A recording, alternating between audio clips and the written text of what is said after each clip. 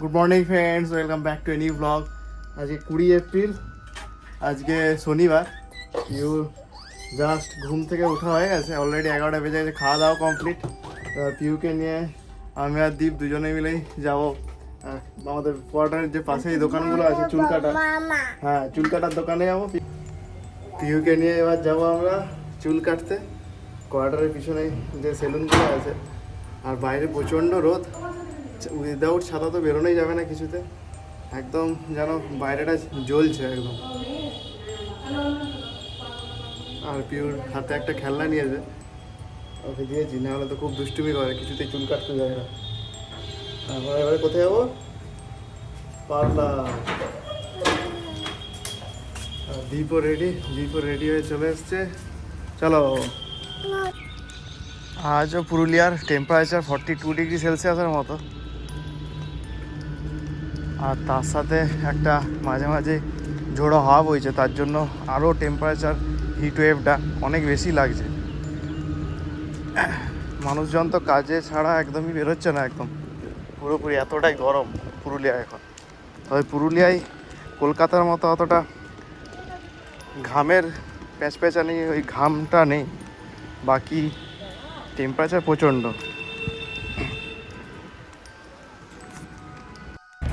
আমি আর দীপ দুজনে মিলে এসেছি এই পিউর চুল কাটাতে, নাহলে ও প্রচণ্ড চিৎকার চেঁচামেচি করে, কিছুতেই চুল কাটতে চায় না। আর প্রথমে কাঁচি দিয়ে কাটছিল, কাঁচিতে প্রচণ্ড ভয় পাচ্ছিল, আর কেঁদে কেঁদে একদম অস্থির। দিয়ে আলটিমেট ওকে ট্রিমার দিয়ে কাটা হচ্ছে। ট্রিমার দিয়ে অতটা ভয় পাচ্ছে না, ও একটু সুড়সুড়ি লাগছে, ওর ভালো লাগছে, নাহলে কিছুতেই চুল কাটতে চাইছিল না। অনেক কষ্টে দীপ ওদিকে ধরে আছে মাথাটা, আর আমি এদিকে ওকে জড়িয়ে ধরে আছি, তবেই কাটতে পারছে চুল। পিউর চুল কাটা কমপ্লিট।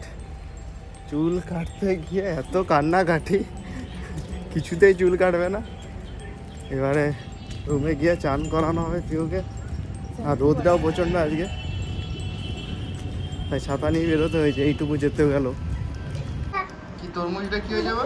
হ্যাঁ তরমুজটা কই? দাও বইটা দাও। তরমুজ, ওইটা তরমুজ। তরমুজটা কি করতে হবে? কি করতে হবে? তরমুজটা কাটতে হবে, যে খেতে হবে? খেতে হবে। মাসিকে বলে দাও, মাসি তরমুজটা কেটে দেবে।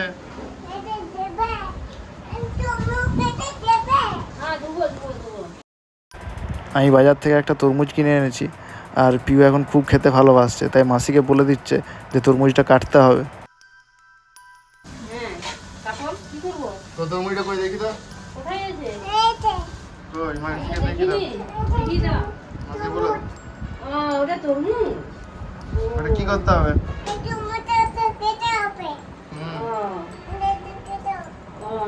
ঠিক এটা আছে। কি ওটা? এটা কি? ওটাও কাটতে হবে? দুপুরে তো বুঝতেই হবে এখন। এটা কোনটা শসা, কোনটা গাজর? কোনটা শসা দেখি দাও, বাবাকে দেখাও কোনটা শসা, দেখি দাও কোনটা শসা। এটা গাজর, এটা গাজর।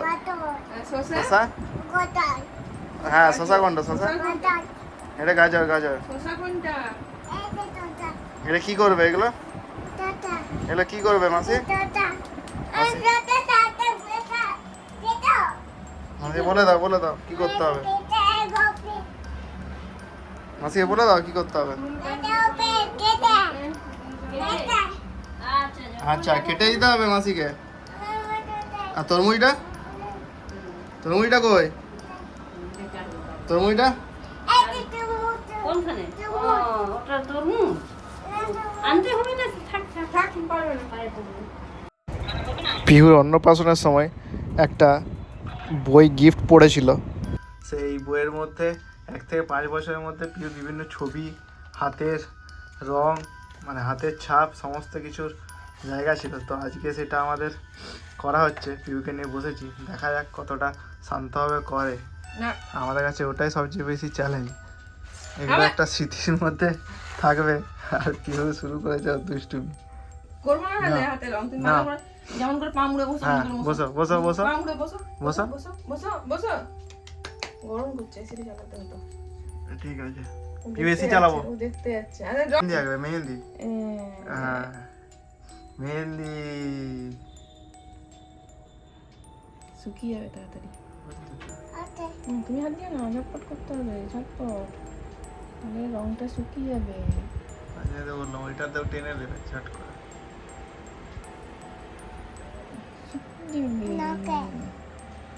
শুকিয়ে যাবে। আচ্ছা ঠিক আছে, তুই হাত দিস না, আমি করে দিচ্ছি। হাতটা মেলো, উল্টে মেলো। বইয়ে হাতের ছাপটা দিলাম, কিন্তু বেশ ভালো হলো না রঙের ছাপটা। আরেকবার দেখি ওর হাতে রং দিয়ে আরেকবার ভালো করে দেবো। তার জন্য আরেকবার দীপ রং দিচ্ছে পিউর হাতে।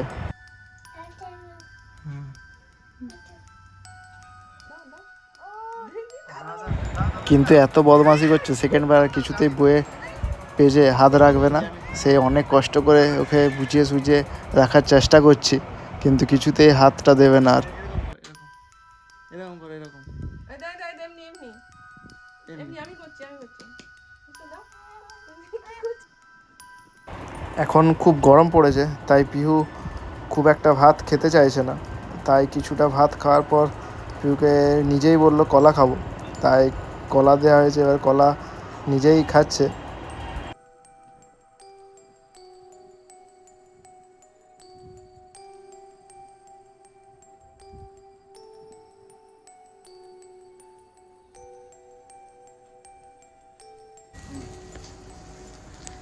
আজকে রাতের জন্য বানাবো আলু পরোটা, সেই জন্য আলুর পুরটাকে রেডি করে নিচ্ছি। আলুর পুরটা বানানোর জন্য প্রথমে আলুটাকে আমি সেদ্ধ করে নিয়েছিলাম, সেদ্ধ করে ভালো করে চটকে নিয়েছি।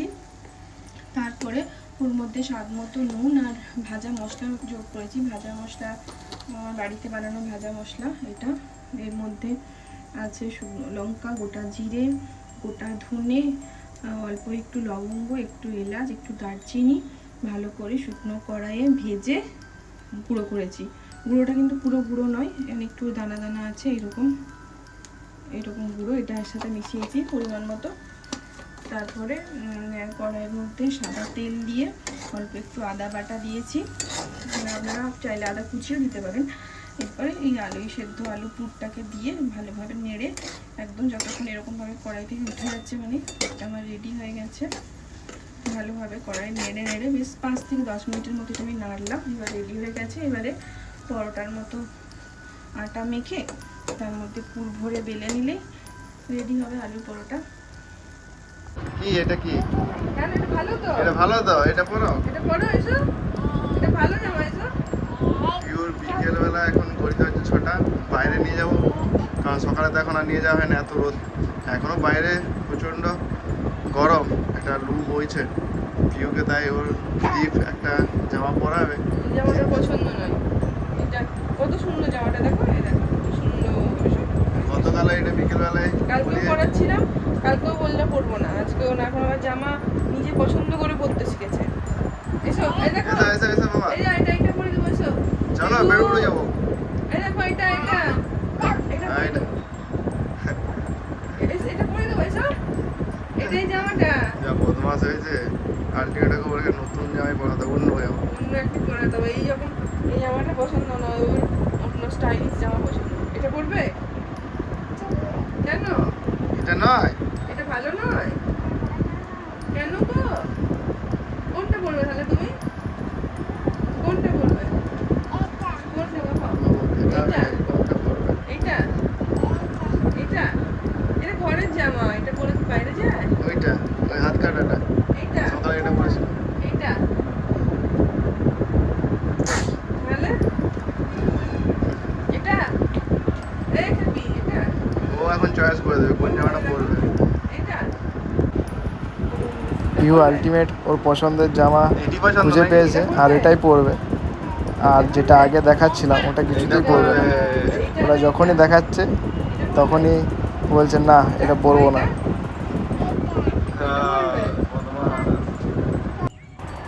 বিকেলে আমাদের এই কোয়ার্টারের যে মাঠ আছে, সেখানে যে ছোটো ছোটো বাচ্চাদেরকে নিয়ে ক্যারাটার একটা স্কুল হয়, যেটা সপ্তাহে মেনলি 3 দিন হয়।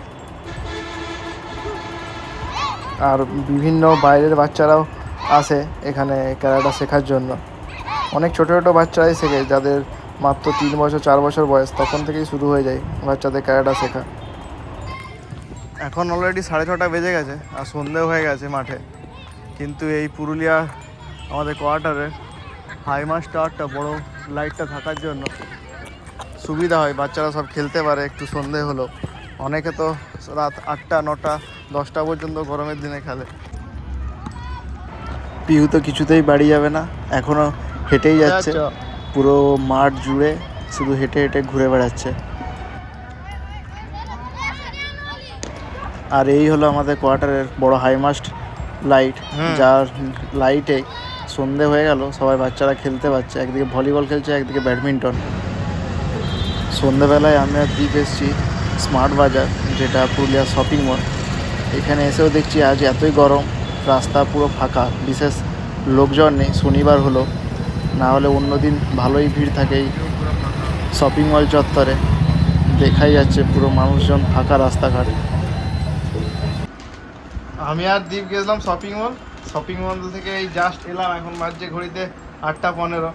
আর পিউর জন্য দুটো পাস্তার প্যাকেট এনেছি, আর আনার সাথে সাথে পিউ বুঝে গেছে এগুলো খেতে হয়, ও একদম সাথে সাথেই বলছে খাবো, মানে ওকে রান্না করে দিতে হবে। কিন্তু এগুলো এখন নয়, এগুলো কি পিউ কি ওগুলো খায়, ওটা ওরকম খায় না, এটা বানিয়ে তারপর খায়। আর সন্ধ্যাবেলা আমাদের ডেলি রুটিনের মতো এখন যেহেতু নেটফ্লিক্সে আমার সাবস্ক্রিপশন নিয়ে নিয়েছি, যেটা অনেক দিনের ইচ্ছা ছিল কিন্তু নেওয়া হয়নি, অলরেডি G5 হটস্টার এইসব সাবস্ক্রিপশন ছিল বলে, তো নেটফ্লিক্সে সাবস্ক্রিপশন নিয়েছি। আর নেটফ্লিক্সে তো সবচেয়ে বেশি সিনেমার, সবচেয়ে বেশি মুভির স্টক থাকে। তো আজকে তাই আমরা দেখছি রেলওয়ে ম্যান, অলরেডি 2 দিন হয়ে গেছে, একটা ওয়েব সিরিজ যেটা ভোপাল গ্যাস ট্র্যাজেডি নিয়ে করা হয়েছে, আর খুব সুন্দর করেছে, আর প্রত্যেকটা অ্যাক্টরই সত্যি খুবই সুন্দর অ্যাক্টিং করেছে। নেটফ্লিক্সে প্রত্যেকটা সিনেমাই খুব সুন্দর, মানে কোনটা ছেড়ে কোনটা দেখবো খুঁজে পাচ্ছি না। আমরা তো কবে কোনটা দেখবো সেটা নিয়ে ঠিক করতে পারি না। প্রতিদিন সন্ধ্যাবেলা হলেই মনে হয় কখন টিভি চলবে, কখন আমরা সিনেমা দেখতে বসবো। তো আজকে দেখা যায় রেলওয়ে ম্যানটা শেষ করতে পারি কিনা। আর পিউ তো দুষ্টুমি, ওকে দুষ্টুমির সাথে সাথে সিনেমা দেখা আমাদের। ভোপাল গ্যাস ট্র্যাজেডি নিয়ে যে রেলওয়ে ম্যান মুভিটা ওয়েব সিরিজটা হয়েছিল, সেটা দেখা কমপ্লিট হলো আজকে। এবার দেখছি 370 আর্টিকেল 370, এটা নেটফ্লিক্সে জাস্ট গত একদিন আগে রিলিজ করেছে, তো সাথে সাথে শুক্রবারে রিলিজ করেছে। আর একদম আর দেরি না করে 370 ধারা, যেটা কাশ্মীর নিয়ে যেটা ঘটনা, সেটাই দেখতে শুরু করবো এবার। এটাও শুনেছি খুব সুন্দর করেছে, দেখা যাক কেমন হয় মুভিটা। আর পিউকে নিয়ে আমাদের মুভি দেখতে হচ্ছে, ওকে মাঝে মাঝে আমাদের একটু ব্রেক দিতে হয়, পজ করে তারপর দেখতে হয়, মাঝে মাঝে আসবে। এত দুষ্টু, যখনই ও দেখবে যে আমরা দুজন এক মনে সিনেমা দেখছি, তখনই কিছু একটা ঝামেলা পাকানোর চেষ্টা করবে। হয় বলবে জল খাবো, না হয় নিচে নামবো, না হলে এটা দাও, না হয় ওটা দাও, তখনই কিছু একটু ঝামেলা পাকাবে। একদম শান্তিতে একটু সিনেমা দেখতে দেবে। আর মুখ একদম দুষ্টু হয়ে গেছে চুলটা কাটার জন্য, আরো আর বদমাসি এই